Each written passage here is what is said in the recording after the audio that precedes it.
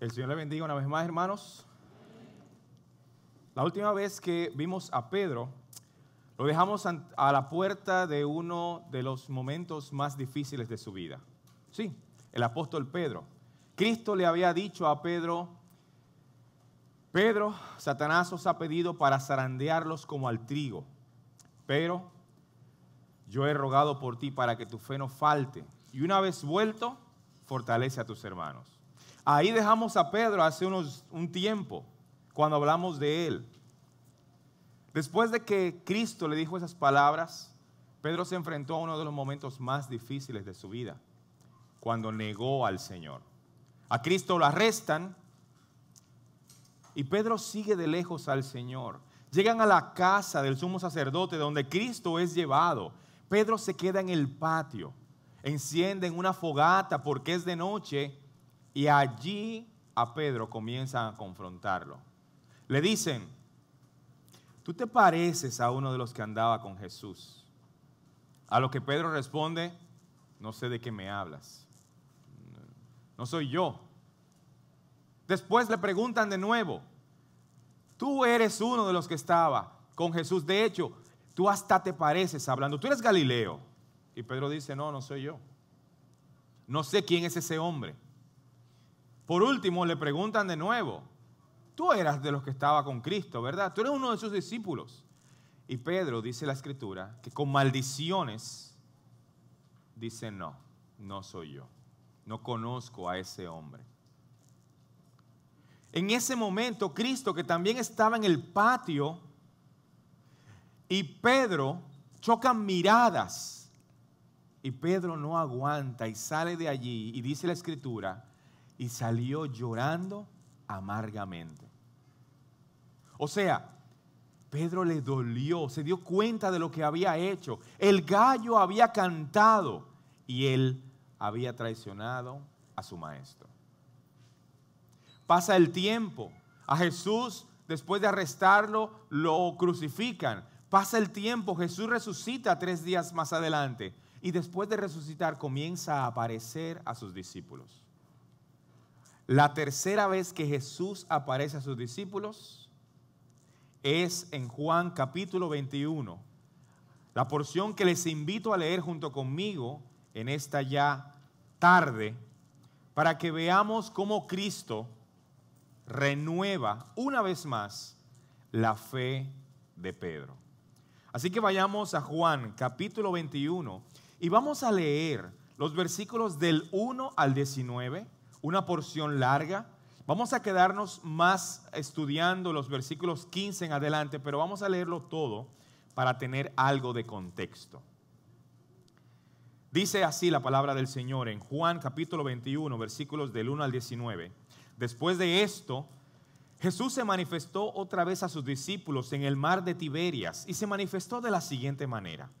Estando juntos Simón Pedro, Tomás llamado el Dídimo o el gemelo, Natanael de Caná de Galilea y los hijos de Zebedeo, que son Juan y Jacobo, y otros 2 discípulos, de los cuales no tenemos su nombre, Pedro le dijo a los discípulos: me voy a pescar.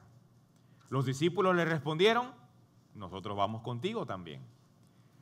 Fueron a la barca, entraron y aquella noche, dice la Escritura, no pescaron nada. Wow. Cuando ya amanecía, o sea que pasaron la noche pescando, pero cuando ya amanecía, Jesús estaba en la playa y los discípulos no sabían que era el Jesús. Él les dijo desde la orilla: hijitos, ¿tienen algún pescado? Ellos le respondieron secamente: no. Él les dijo: echen la red al lado derecho y hallarán pesca. Entonces ellos la echaron y ya no podían sacar la red de la gran cantidad de peces. Entonces aquel discípulo al que Jesús amaba dijo a Pedro: es el Señor. Oyendo Pedro que era el Señor, se puso sus ropas, porque se las había quitado para trabajar, y se echó al mar nadando. Pero los otros discípulos sí vinieron en la barca, no estaban lejos de tierra, sino como a unos 100 metros, arrastrando la red llena de peces. Cuando bajaron a tierra, vieron brasas o fuego ya puesto y un pescado colocado en ellas y pan. Jesús les dijo: traigan algunos peces de los que han pescado. Simón subió a la barca, sacó la red llena de peces, grandes peces, en total 153, y aunque había tantos peces, la red no se rompió. Jesús les dijo: vengan, desayunen. Y hizo lo mismo, les dio pan e hizo lo mismo con el pescado. Ninguno de los discípulos se atrevió a preguntarle: ¿quién eres tú?, sabiendo que es el Señor. Jesús tomó el pan, se lo dio, tomó el pescado también. Y esta fue la tercera vez que Jesús se manifestó a los discípulos después de haber resucitado de los muertos. Ahora vamos al versículo 15. Cuando acabaron de desayunar, Jesús le dijo a Simón Pedro: Simón, hijo de Jonás o hijo de Juan, ¿me amas más que estos? Sí, Señor, tú sabes que te quiero. Le contestó Pedro. Jesús le dijo: apacienta mis corderos. Volvió a decirle por segunda vez: Simón, hijo de Jonás, ¿me amas? Sí, Señor, dijo Pedro, tú sabes que te quiero. Jesús le dijo: pastorea mis ovejas. Por tercera vez, ahora Cristo le dice: Simón, hijo de Jonás, ¿me quieres? Pedro se entristeció porque la tercera vez le dijo: ¿me quieres? Y le respondió: Señor, tú lo sabes todo. Tú sabes que te quiero. Jesús le dijo: apacienta mis ovejas.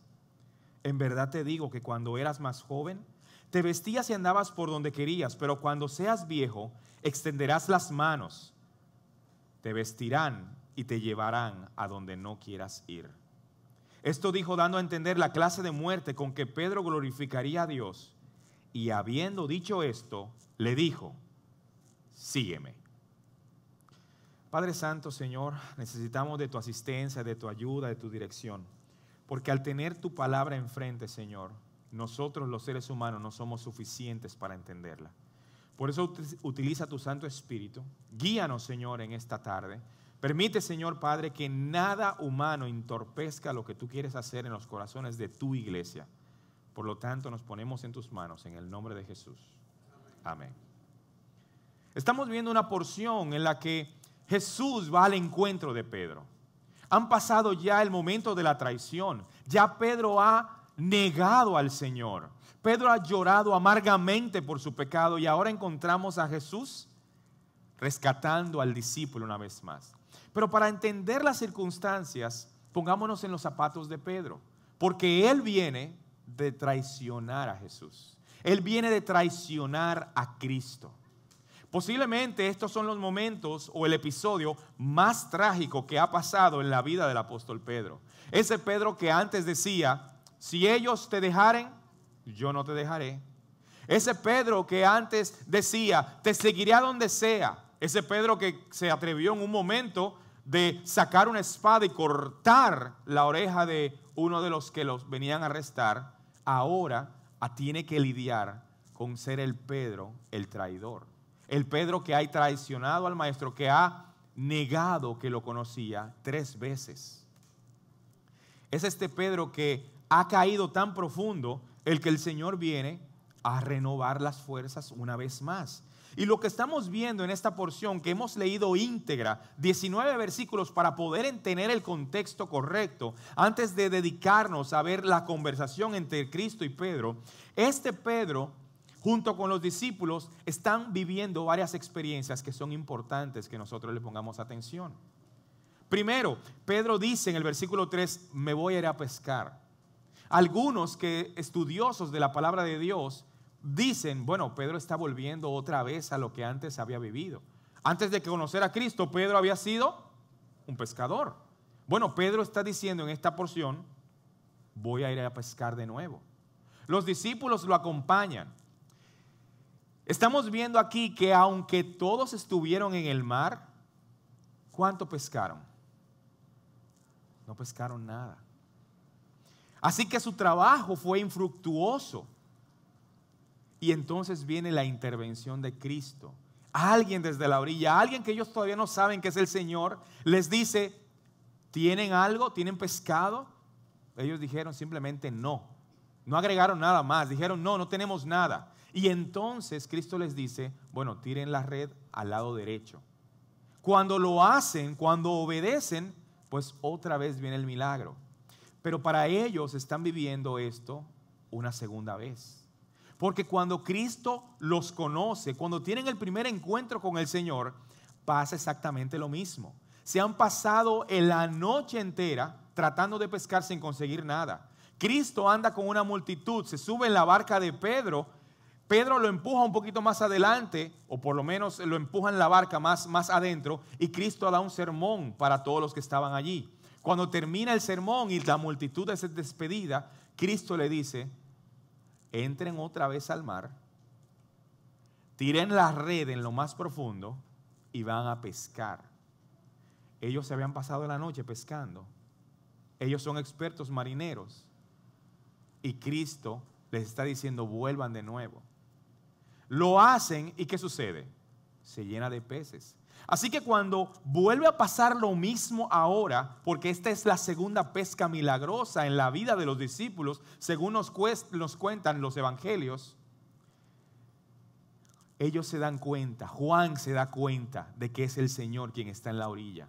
Y le dice a Pedro, es el Señor. ¿Y qué hace Pedro? Ese impetuoso Pedro que nosotros conocemos muy bien.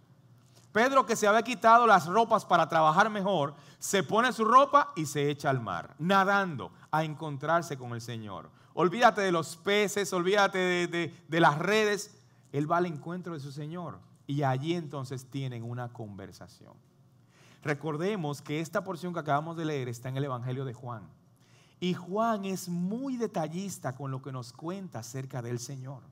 Los otros evangelios, Mateo, Marcos y Lucas, son evangelios sinópticos, o sea, que todos miran la vida de Jesús más o menos desde el mismo punto de vista. De hecho, nos cuentan casi todos las mismas historias del Señor, pero Juan no. Juan siempre nos está contando cosas que no se encuentran en los otros evangelios. Y esta porción que acabamos de leer, Juan es el único de los evangelistas que la cuenta. ¿Por qué? Juan pareciera que quisiera atar cabos sueltos en su evangelio. De hecho, estamos leyendo el último capítulo de Juan. El evangelio se acabó en el capítulo 20. Pero esta última parte, como el epílogo, como el cierre de una película, como la última escena postcréditos para saber qué va a venir más adelante, nos la presenta Juan. Y Juan nos presenta a Cristo frente a los discípulos, pero teniendo una conversación íntima con Pedro. Una conversación que era necesaria, una conversación que posiblemente Pedro estaba esperando y que no sucedió como él esperaba. ¿Qué se dio en esa conversación? Primero tenemos que volver a ponernos en los zapatos de Pedro. Pedro se siente mal por lo que ha hecho. No ha tenido la oportunidad de reivindicarse ni de hablar con el Señor. Pedro se siente mal, se siente dolido por el pecado. Pedro, podemos ver en esta porción que Juan nos presenta como un Pedro humillado, vergonzoso. No es el Pedro que antes hablaba sin pensarlo, espontáneo, que metía la pata. Ahora este es un Pedro más callado. Pedro se siente mal por haber fallado delante del Señor. Y es que los hijos de Dios, cuando pecan, se sienten mal. De hecho, es una evidencia para nosotros, de manera interna y personal, que nos sentimos mal cuando pecamos. Porque aquel que no tiene al Señor, no se siente mal cuando peca. De hecho, para muchos, el pecar, el hacer mal, les es ocasión de orgullo. Y cuentan todas las cosas que han hecho. Y van a la oficina a celebrar lo que hicieron el fin de semana. Desgracias. Pero las van y las celebran. Algunos hablan de el mes del orgullo, cuando realmente deberían estar avergonzados por su pecado. Pedro está avergonzado por su pecado. Y nosotros cuando pecamos deberíamos avergonzarnos de nuestros pecados. Debería haber un dolor en el corazón por haberle fallado al Señor. De hecho, esa debería ser una evidencia de que somos creyentes y de que el Espíritu Santo está haciendo su obra. Porque dice la Biblia que cuando pecamos, el Espíritu Santo se entristece o, como dice la Escritura, se contrista. Deberíamos nosotros contristarnos también. Aquí estamos viendo a un hombre que nosotros lo conocemos muy bien, el apóstol Pedro, el impetuoso, el que hablaba de más. Ahora es un hombre reservado y callado. Ahora es un hombre que no habla mucho. Ahora es un hombre dolido, herido. Si bien es cierto que muchas veces el dolor, la vergüenza, el sufrimiento, a veces nos van a impedir, y Satanás lo puede hasta utilizar para que nosotros no actuemos. Hay que recordar las palabras que Charles Stanley, un predicador, dijo en algún momento, escribió: si estás batallando por el pecado que has cometido y te preguntas si no has ido muy lejos con tu pecado, si no has ido tan lejos como para que Dios te deje de amar o te siga amando, anímate, porque tú no puedes hacer nada para impedir que Dios se interese por ti. Él te amó en tu peor momento, en tu peor condición. ¿No dice la Escritura que el Señor muestra su amor para con nosotros en que siendo aún pecadores, Cristo murió por nosotros? Pues aquí vemos a Cristo buscando a Pedro. Esa oveja herida, Él viene a rescatarla. Entonces, ¿cómo se da esa conversación? Esa conversación que muchos de nosotros conocemos. Una conversación en donde Cristo le hace preguntas a Pedro y Pedro entonces responde. Versículo 15 dice: cuando acabaron de desayunar alrededor de una fogata, ¿verdad? Jesús le dice a Simón Pedro: Simón, hijo de Jonás, ¿me amas más que estos? Si usted tiene mucho tiempo en la vida cristiana, si tiene mucho tiempo en la iglesia, posiblemente usted ha oído esta porción en algún otro momento. Es una porción en donde hay inclusive un juego de palabras que algunos que ya la habrán escuchado, pues sabrán de qué se trata este juego de palabras que se da entre Pedro, entre Cristo y Pedro. Cristo le pregunta algo y Pedro le responde otra cosa. Si usted tiene tanto tiempo como yo en la iglesia, pues seguro la habrá escuchado. Yo tengo más de 27 años de ser creyente. Me convertí cuando tenía 1. Para los que están haciendo el cálculo. A mí, yo lo entendí, yo hasta hablé ese día. Pero la verdad es que en este juego de palabras hay cosas que no podemos dejar de destacar. Y lo primero es que Cristo le pregunta a Pedro: ¿me amas? Pero cuando Cristo utiliza, a veces nuestras versiones en español no nos dejan ver muy claramente lo que está encerrado en este juego de palabras. Cuando Cristo le pregunta a Pedro: ¿me amas? En el original griego, la palabra amor que él utiliza es la palabra ágape, que es una palabra que habla de amor, sí, pero es un amor como el amor que deberíamos tenerle a Dios. Es un amor entregado, es un amor completo, es un amor que lo da todo, como el amor que le deberíamos tener al Señor. Así que Cristo le pregunta a Pedro: Pedro, ¿tú ágape? ¿Tú me amas?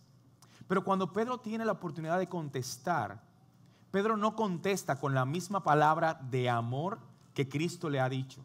Pedro contesta con una palabra que denota un escalón más bajo.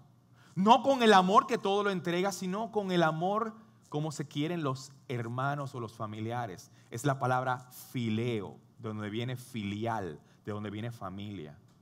Así que Cristo le pregunta: ágape, Pedro, ¿tú ágape? Y Pedro le responde: Señor, yo fileo. Estamos viendo un juego de palabras entre ambos. Pero en la primera vez que le pregunta Cristo a Pedro, Cristo añade unas palabras. No solamente le pregunta: ¿me amas? Cristo en el versículo 15 le pregunta algo más. Pedro, ¿me amas más que estos? ¿Me amas más que estos? ¿Por qué? ¿Por qué Cristo le menciona a los demás? Bueno, recordemos que cuando a Pedro se le advierte que viene la prueba, la manera en la que Pedro responde, ¿saben cuál es? Señor, aunque estos te dejaren, yo no te dejaré. Y ahora Cristo le pregunta, entonces tu amor es más grande que el de ellos. Es la manera en cómo Cristo confronta a Pedro, pero es la manera como también le hace recordar. ¿Me amas más que estos? Recordemos el juego de palabras, ágape, fileo. Jesús le pregunta una segunda vez a Pedro, Pedro, ¿tú me amas? Ágape. Y Pedro responde que, Señor, yo fileo, te quiero. Algunas versiones en español hacen que esta porción diga Jesús amor y Pedro te quiero, para hacer notar la diferencia entre las dos palabras. Pero no es sino hasta la tercera vez donde entonces vemos a Cristo, en vez de preguntar amor, ágape, Cristo entonces utiliza las palabras que Pedro está hablando, que Pedro está diciendo. Y entonces Jesús le dice a Pedro, Pedro, tú fileo, tú me quieres. Y ya esas palabras destrozan a Pedro. Versículo 17 dice, Pedro se entristeció porque en la tercera vez Jesús le dijo, ¿me quieres? En vez de amor, Jesús le dice, ¿me quieres? Y Pedro entonces tiene que responder por tercera vez. ¿Cuántas veces negó Pedro a Jesús? ¿Cuántas veces Jesús le hace confesar el amor? Eso no es coincidencia. El Señor está restaurando a Pedro y le está llevando a recordar y a vivir momentos de su vida anterior para que él haga un enlace, para que empate. Así que Pedro le tiene que responder por tercera vez al Señor. Pero si usted tiene tiempo en el Evangelio y ha escuchado esta porción en otras ocasiones, quizás usted ha escuchado que la tercera vez ya Pedro se rinde y Pedro ya se entrega al Señor y le dice, Señor, tú sabes que te amo, utilizando la palabra amor que Cristo estaba utilizando desde el principio. Pero la verdad es que no. Pedro no termina utilizando la palabra que Cristo utilizó. Pedro nunca le dice al Señor, Señor, yo ágape. Según el original, según las palabras que se utilizan en el hebreo, Pedro sigue diciendo, Señor, yo fileo. Pero Pedro añade algo más en la última de las respuestas. ¿Recuerdan que Cristo dijo algo en la primera pregunta?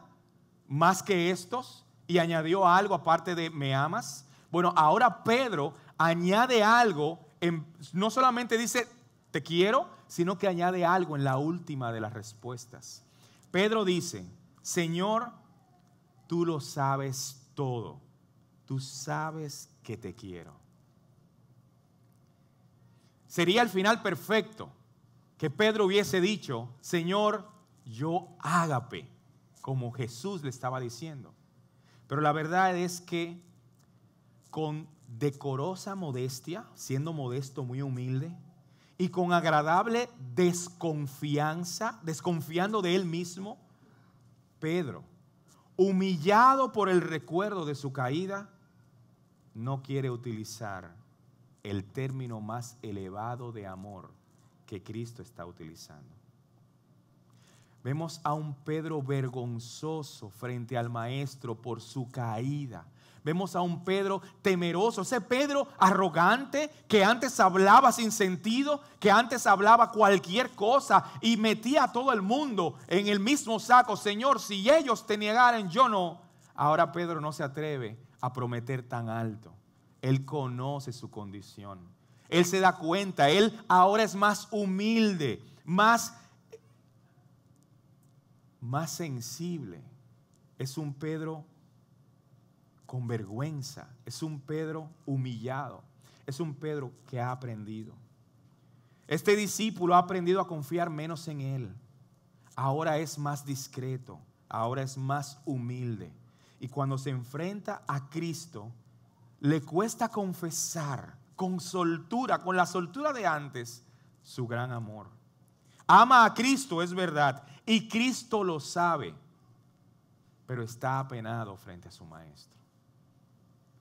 Cristo sabe que Pedro lo ama, y Pedro apela a ese amor y a ese conocimiento que Cristo tiene. Pedro le dice: Señor, tú lo sabes todo, tú sabes que yo te quiero. Hace unos años, cuando estaba en el bachillerato, tuve la oportunidad de ir a varias escuelas cristianas, mientras en toda mi vida como estudiante de primaria y secundaria.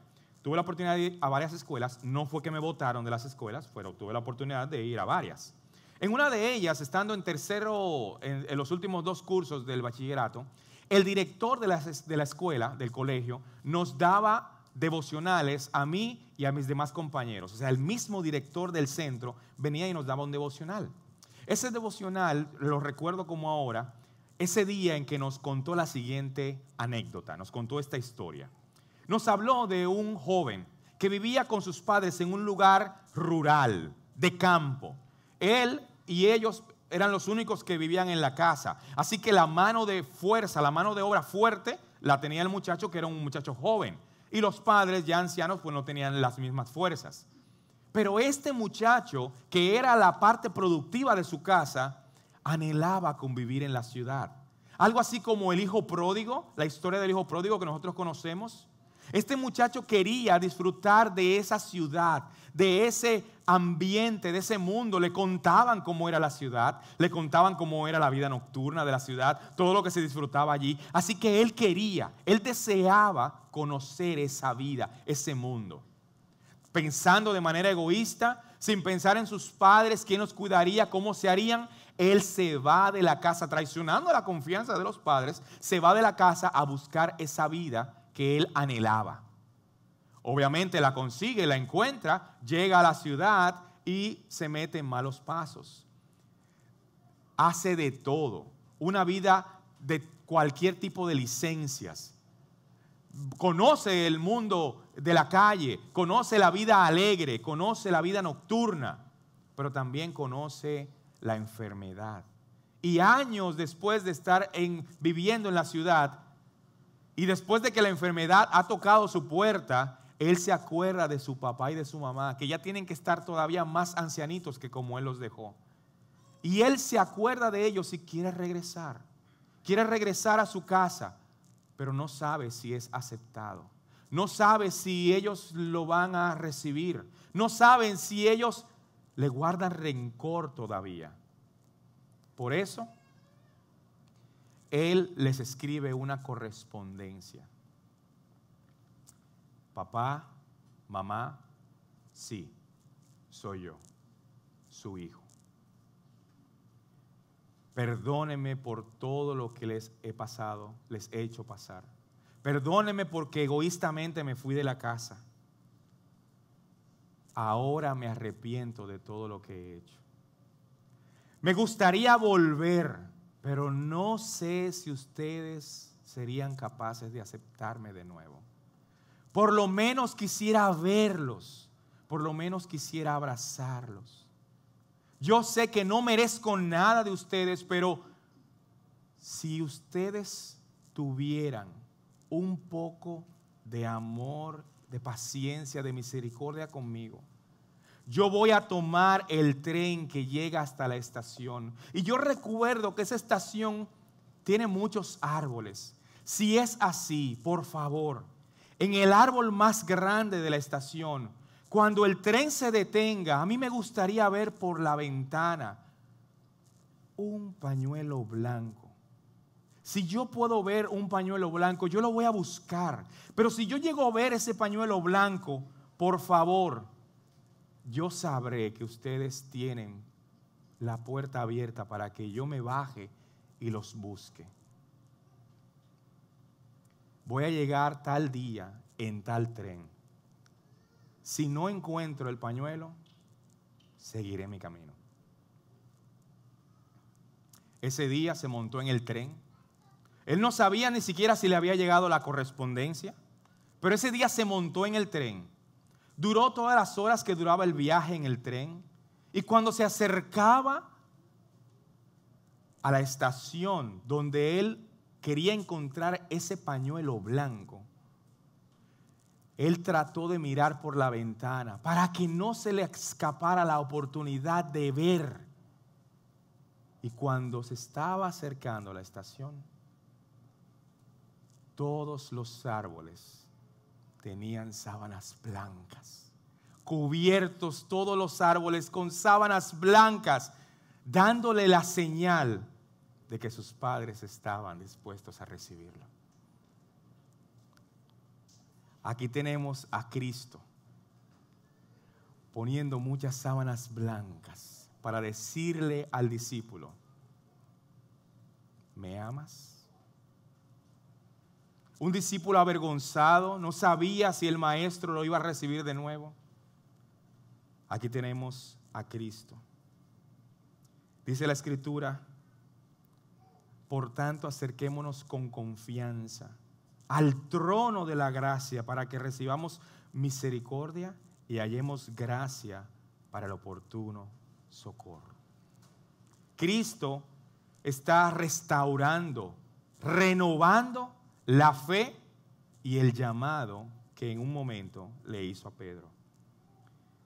Y para terminar, hay unos detalles que no quiero dejar pasar, porque esta porción nos tomaría mucho tiempo para ver cada uno de los aspectos, de los detalles que esta porción utiliza para animar, fortalecer, reparar lo que se había perdido en Pedro. Esta porción utiliza muchos paralelismos, y los paralelismos son figuras literarias en donde en dos momentos diferentes suceden el mismo hecho. En dos momentos diferentes para hacernos notar detalles, características, cosas. Y en este pasaje hay por lo menos 9 paralelismos entre lo que está sucediendo ahora, que Jesús viene a buscar a los discípulos, que viene a buscar a Pedro, y todo lo que Pedro había pasado en su vida anterior. Por ejemplo, antes, cuando Cristo le dice a Pedro que Satanás los ha reclamado, Cristo no le dice Pedro. Fue Cristo que le cambió el nombre de Pedro, pero Cristo le dice Simón en ese momento. Y en esta porción también Cristo le llama Simón. Pedro niega a Jesús en la noche y Cristo está restaurando a Pedro al amanecer. Había una pesca milagrosa con la que Cristo llamó a su discípulo.